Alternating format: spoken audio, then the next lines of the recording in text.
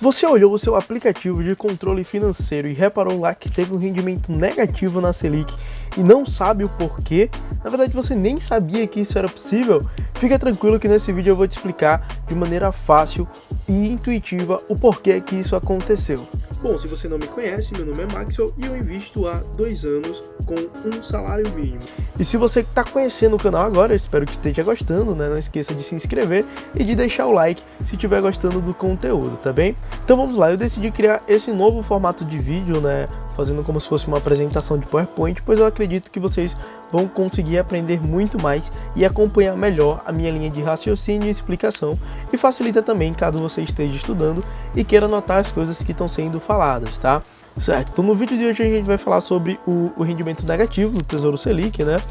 Onde nesse fechamento de setembro, né, ele registrou uma queda aí de 0,46%, né, no título com vencimento 2025, e essa foi, né, a primeira baixa aí nos últimos 18 anos, né? E aí o Tesouro Selic ele está sendo sempre, né, retratado como uma das opções mais seguras e mais indicadas para quem vai começar. Então a maioria das pessoas que estão começando agora levaram realmente um baque quando viram que esse título teve, né, um rendimento negativo. E aí vamos lá, ó. Isso é ruim para quem está dentro, né? Por exemplo, se você entrou ali em outubro, né, ou em junho ou julho, onde o título estava valendo ali cerca de R$106, quase 107, e agora ele está valendo 105. Mas para quem vai entrar, isso não é uma coisa tão ruim, tá?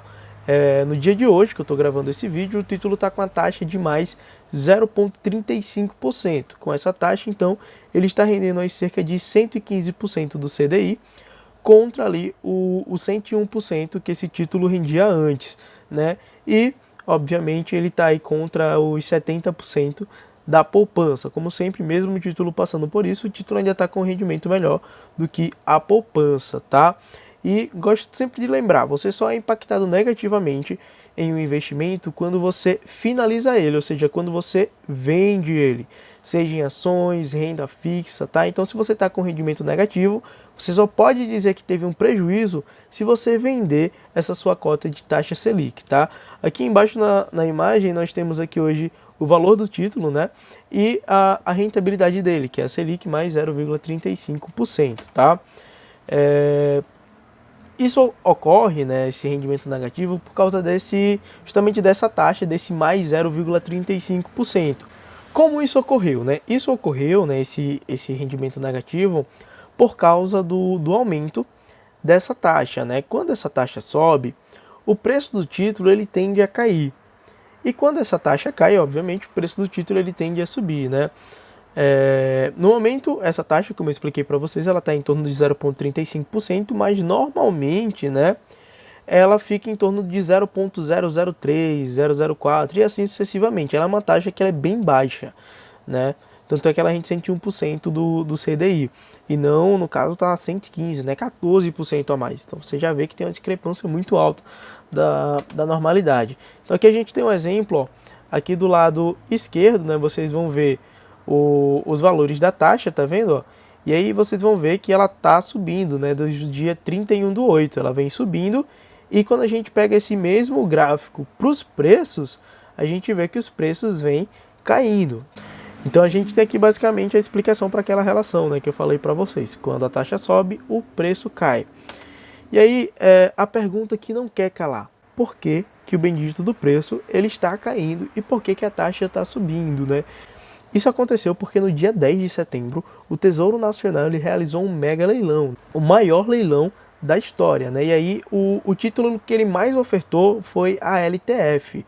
A LTF, para quem não sabe, aí o nome que era utilizado antigamente para o Tesouro Selic. Porém, o que aconteceu, né? Foi ofertado muito título, foi pedido 50 bilhões de reais, porém teve uma alta oferta e uma baixa demanda, as pessoas não compraram. Por quê?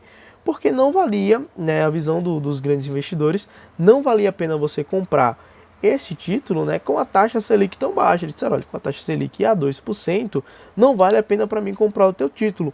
E aí o que acontece? Quando você quer vender um produto para um cliente e ele diz que o preço está muito ruim e ninguém quer comprar porque o preço está ruim, você precisa melhorar esse produto. Como é que eles melhoram esse produto? como eles não podem, eles não querem aumentar a Selic, a meta para terminar o ano é com a Selic travada em 2%, eles aumentam a taxa que acompanha a Selic. E aí, como a gente já sabe, esse aumento da taxa faz diminuir o preço do título. E aí você deve estar se perguntando agora, poxa, então quer dizer que mentiram para mim, Max? É realmente seguro investir nesse tal de tesouro direto? Sim, é seguro, né? O tesouro direto é o investimento mais seguro do Brasil, porém não é 100% livre de risco, tá? A única coisa que é 100% livre de risco, né, que promete isso, são aquelas benditas pirâmides que a gente sabe que não é nada livre de risco e no final eles vão embora com o teu dinheiro. E aí tem aquela questão, nossa, e tem risco do governo dar calote? Bom, isso já aconteceu, né? Em 1987, durante o governo do Sarney, o governo ele decretou ali uma moratória, né? Moratória, no bom português, é aquele bom e velho calote, né? Que foi quando ele disse que não ia pagar as dívidas estrangeiras, né? Porém, ali em 2000 veio a correção, plano real, corrigiu tudo, e a gente teve também a criação da lei de responsabilidade fiscal, que regulamenta tudo isso e dificulta essa questão do calote, tá? Em 2016 a gente teve aí o impeachment da Dilma, mostrando o quanto é seguido à risca essa questão da responsabilidade fiscal, tá? E aí, devido a isso, é improvável que haja um calote, mas a gente não coloca a mão no fogo por político nenhum, né? Então é improvável, mas não impossível. Então, eu quero que vocês pensem o seguinte, né? O Tesouro, ele continua sendo o investimento mais seguro do Brasil, mas o Brasil não é o país mais seguro do mundo, né? Então, para mitigar esse risco, para diminuir ele, eu aconselho que você assista aqui um dos vídeos do canal explicando como montar uma carteira diversificada e segura, né? Só a diversificação salva. Diversificação é o último almoço grátis do mercado. E bom, também se você é uma pessoa física, né, isso não vai gerar um impacto tão grande, tá? Tem baixo risco. Tá aí o nosso anão armado para mostrar que tem um baixo risco. O risco é baixo, mas ele existe, é perigoso. Né? Então assim, o que é que você deve fazer? Você deve olhar para o longo prazo. Tá tirando o teu sono? É como eu sempre digo, que o investimento ele é para te deixar confortável. Então se ele tá tirando o teu sono, vai lá e muda isso, entendeu? O que é que eu fiz? Eu não estava gostando dessa situação, né? Então eu peguei, tirei o dinheiro do Tesouro Selic e do IPCA+, que eu tinha, e coloquei num CDB, atrelado ali a 100% do CDI, de um banco que eu considero seguro. Então eu não tô tendo mais rendimento negativo, tô tendo rendimento positivo. E é isso. Quando a taxa voltar a subir, tudo isso normalizar, eu volto pro Tesouro Selic, né? Eu tô diversificado e eu tenho uma pequena quantia só ali no Tesouro Selic. E aí, por fim, para exemplificar aqui, mostrar para vocês nessa questão de pensar no longo prazo, tem aqui um gráfico, tá? Se vocês verificarem esse gráfico aqui, ó, no recorte longo, ele começa em 2019, 14/2 de 2019, e vai até 28/8 de 2020, né? Quando começou a feder aí essa questão do tesouro. Se você verificar ali em 2 de março de 2020, 2 de maio, é maio? Janeiro, fevereiro, março, abril, maio. 2 de maio de 2020, ela teve essa queda, né? E agora novamente em 11 de setembro. E, nossa, 11 de setembro, tá explicado. Só tragédia. Mas enfim, em 11 de setembro ela teve uma queda de novo, né? E se vocês verificarem lá em 2 de março ela tem uma leve quedinha que você nem parece, nem dá pra ver direito, só se você olhar com muita atenção. E aí quando a gente dá um zoom em 2 de março, a gente vê que foi uma queda bem brusca, né? Ela tá uma queda aqui inclinada e depois ela volta a subir. Mas quando a gente olha no longo prazo, ela vira uma coisa mais ou menos assim, né? Então pense nisso. Agora é uma coisa assustadora, mas no longo prazo isso não vai te afetar tanto, tá? No longo prazo você vai olhar, o rendimento vai voltar ao normal, isso nem vai fazer tanta diferença, tá bem? Então esse foi o vídeo de hoje. Eu espero que você tenha gostado. Se tiver ficado mais alguma dúvida, pode comentar, tá bom? Que eu vou ter o maior prazer em te responder. Se você não quiser comentar aqui, pode ir lá no Instagram, como eu já falei, todo dia eu abro caixinhas de pergunta, tá?